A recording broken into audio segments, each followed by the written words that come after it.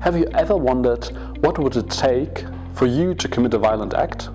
Because most people, probably including you, are genuinely nice and not interested in harming others.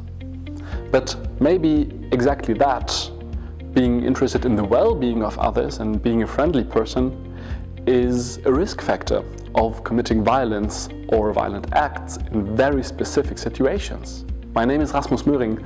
I'm a PhD researcher interested in the relationship between personality and antisocial behavior in these specific fringe cases.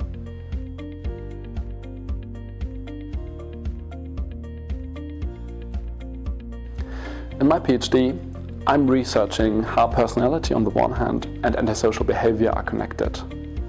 But not just any antisocial behavior, but antisocial behavior that is kind of fringe or ambivalent. That means I'm looking at antisocial behavior that also might have a beneficiary. So, for example, would you harm another person for the greater good? Or would you kill Adolf Hitler if it would save millions of people? And we're trying to connect these kind of antisocial acts and attitudes to personality, and we want to look if people who are usually pro-social and kind in their personality would rather commit these kinds of violence.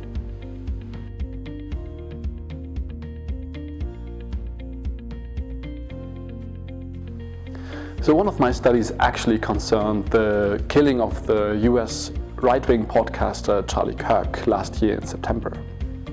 And we were trying to figure out how personality and partisanship would affect attitudes towards this killing. And the results we found are now actually important for our society as a whole, because polarization is rising, political violence is rising. And to understand the mechanisms that are going on behind the scenes is important for us to understand what's going on in society in general in the moment.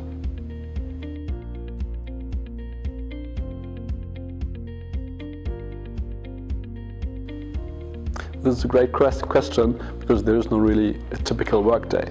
So usually I just get into the office, getting a big cup of coffee, and that's basically where the typicality already ends. Because the whole academic process is then in front of me, and I basically have to pick and choose what I'm going to work on today.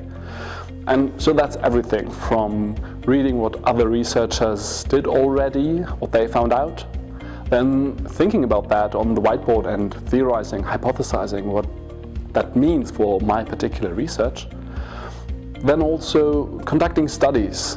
That means setting up a survey, for example, and getting participants to participate in these kind of studies. And eventually getting the results. So coding is also part of it, and understanding what the results then actually mean for my hypothesis and what that would mean for the whole field.